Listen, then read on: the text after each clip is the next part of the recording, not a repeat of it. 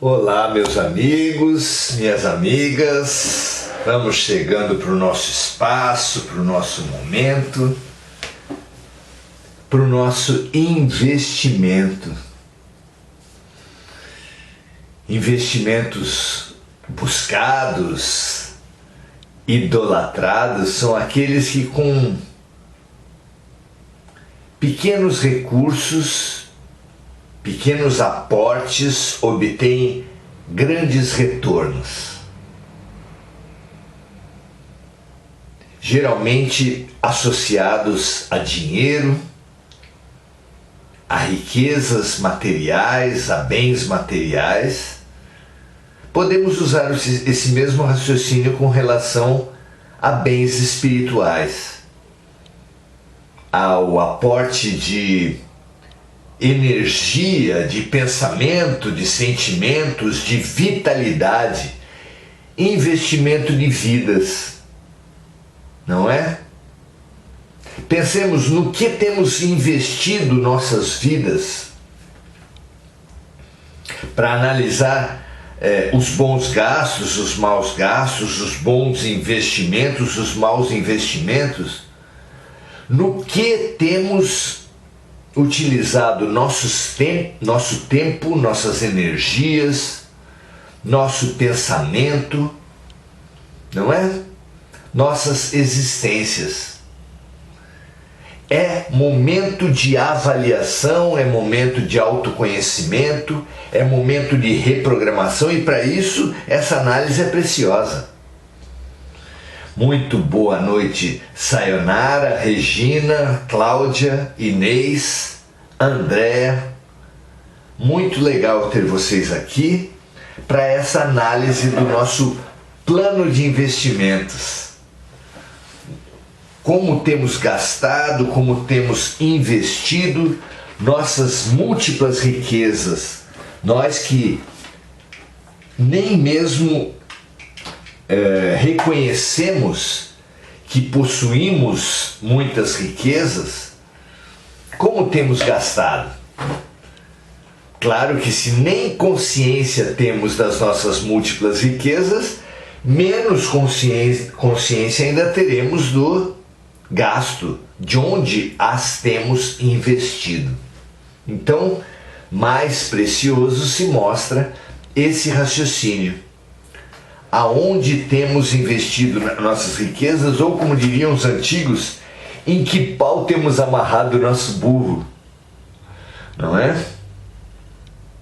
Muito legal.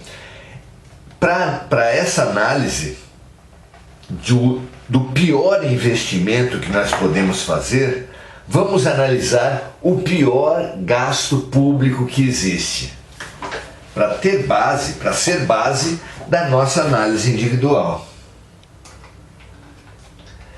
Nós, críticos, como até devemos ser mesmo, da má gestão pública, nós podemos debater sobre qual seria esse pior gasto público. O que seriam? As obras realizadas com material insuficiente, com material de baixa qualidade, que exigem que sejam destruídas para serem reconstruídas, como o asfalto em finas camadas que em pouco tempo precisa ser refeito? Qual é o pior investimento?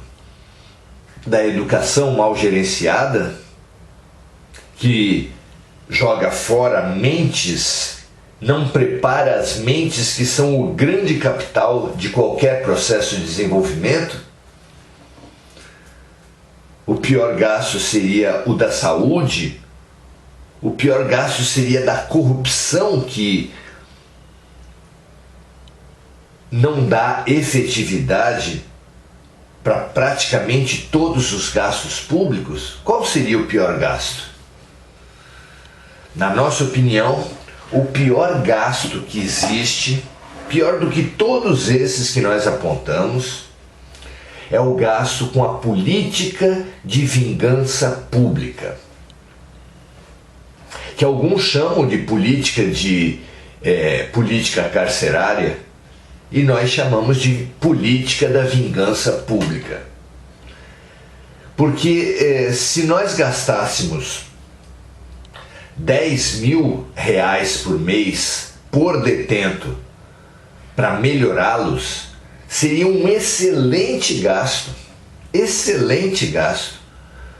porque afinal de contas estaríamos pegando os elementos mais perniciosos, mais prejudiciais à vida coletiva e estaríamos regenerando, reeducando, trazendo-os do campo do prejuízo social para o campo do benefício social. São dois ganhos fabulosos em um só.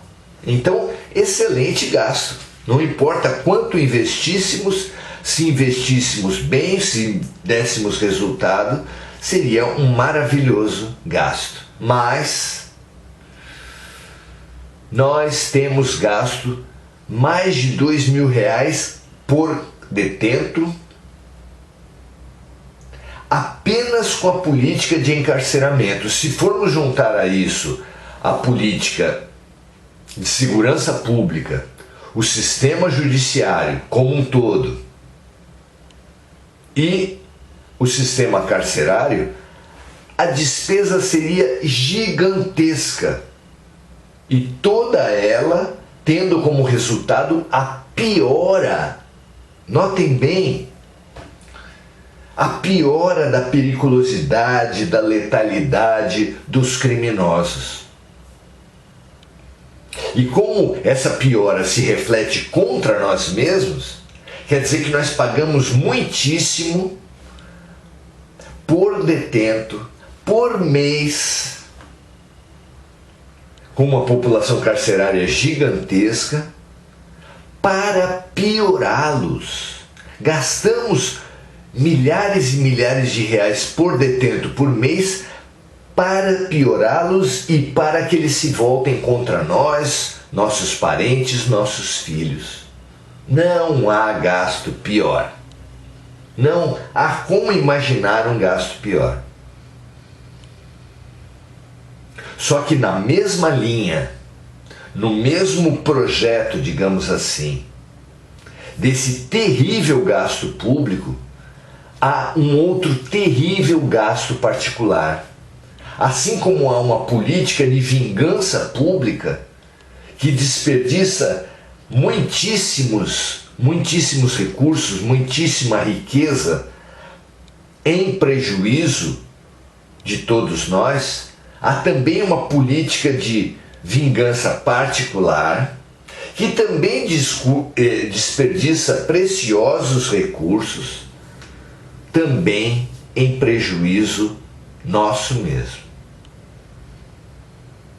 E é preciso perceber esse desperdício, esse mau uso de recurso, esse amplo e profundo prejuízo que nós sofremos com a política da vingança particular.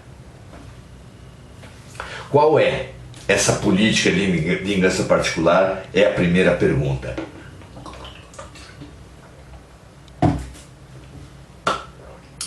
A política da vingança particular, ela acontece a todo momento que qualquer um de nós se vê prejudicado por alguém e, em razão desse sentimento de ter sido prejudicado, agredido, injustiçado, montar estratégias, montar propostas de ação que, visando a punição daqueles que nos prejudicaram, possibilita situações de grande agressão. Isso é o maior desperdício que nós temos feito do nosso maior recurso, que é nosso tempo, nosso pensamento, nossas vidas.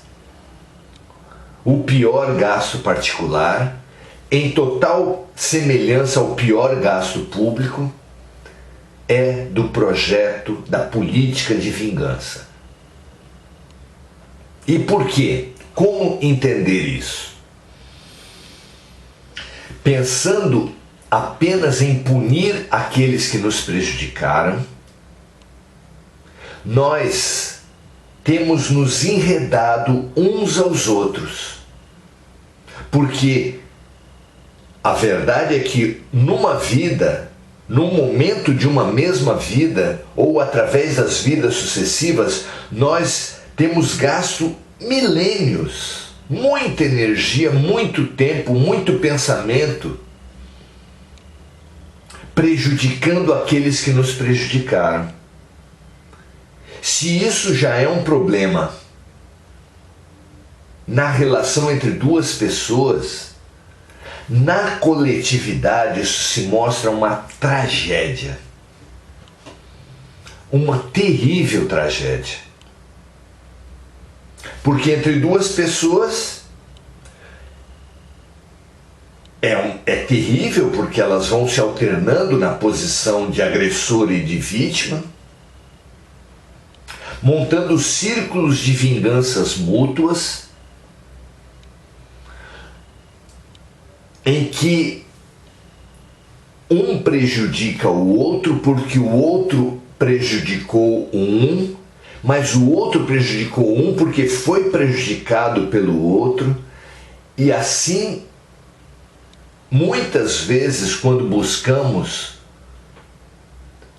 as raízes de uma obsessão espiritual, as raízes de uma vingança, nós vamos remontar a épocas remotas, vendo que temos perdido preciosos tempos, muitas vidas, em sistemas de vinganças mútuas que não nos permitem sair do lugar. Não é uma terrível tragédia? Não é um péssimo investimento a vingança? Pois quando visto em coletividade, de forma que, para além das questões relacionais entre duas pessoas, dois irmãos que se prejudicam muito nessa vida, dois cônjuges que vão se infelicitando mutuamente com pequenas ou grandes vinganças ao longo de uma vida, e que às vezes são presentificação de vinganças mútuas ocorridas em outras vidas, e são destinação a vinganças mútuas que vão se perpetuar em outras vidas. O que é terrível. Na coletividade, esse mesmo movimento se perpetua também nas vinganças mútuas ocorridas, por exemplo, entre países. Israelenses e palestinos vêm se boicotando, se aterrorizando, se agredindo, se matando. Há quanto tempo? E assim no leste europeu, e assim na África, etnias rivais promovem genocídios mútuos. E o pior, sabendo que muitas vezes a reencarnação nos coloca na posição de nossas vítimas, nós podemos, nas nossas vinganças, estar dizimando aqueles que foram nossos irmãos, nossos pais, nossos filhos de outras encarnações. É de uma ignorância, é de uma violência, é de uma paralisia, é de um envenenamento terrível essa política da vingança. Em todos os âmbitos, no individual, no relacional entre dois, no relacional na família, nas coletividades, de todos os tipos. mulheres que se vingam de homens, negros que se vingam de brancos, pobres que se vingam de ricos, pessoas de uma religião que se vingam contra massacres cometidos por pessoas de outras religiões. Nós nos temos envenenado e paralisado há tempo demais. Tempo demais. É hora de tomarmos uma decisão corajosa. Percebermos o absurdo que tem sido a política da vingança. Perceber a libertação pontual, mas importantíssima, que é a política do perdão. Abrir mão desse jogo terrível de eu te prejudicar porque você me prejudicou e você me prejudicou por eu te ter prejudicado. Uma algema multimilenar absurda. Perceber o efeito disso coletivamente, individualmente, como isso tem atrasado e envenenado nossas vidas, é fundamental. E percebendo isso, nos predispor ao perdão, ainda que seja por motivos egoístas, ainda que seja por esperteza. Precisamos aprender a perdoar, ainda que por motivos egoísticos. Investigue o que é uma vida de não perdão, de recusa ao perdão.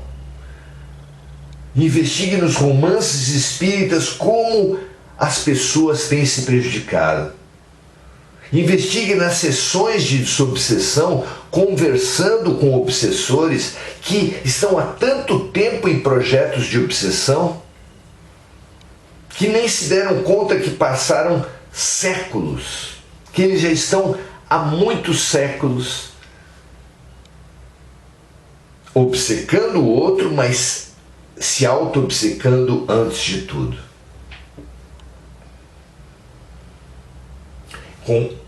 Eu tenho certeza que todos nós que avançarmos um pouquinho nessa investigação, nessa lucidez dos terríveis prejuízos da política de vingança, seja ela pública, seja ela privada, seja ela coletiva, seja ela individual, estaremos ganhando uma energia fabulosa para investirmos finalmente na política do perdão, que momentaneamente é a coisa mais importante que precisamos fazer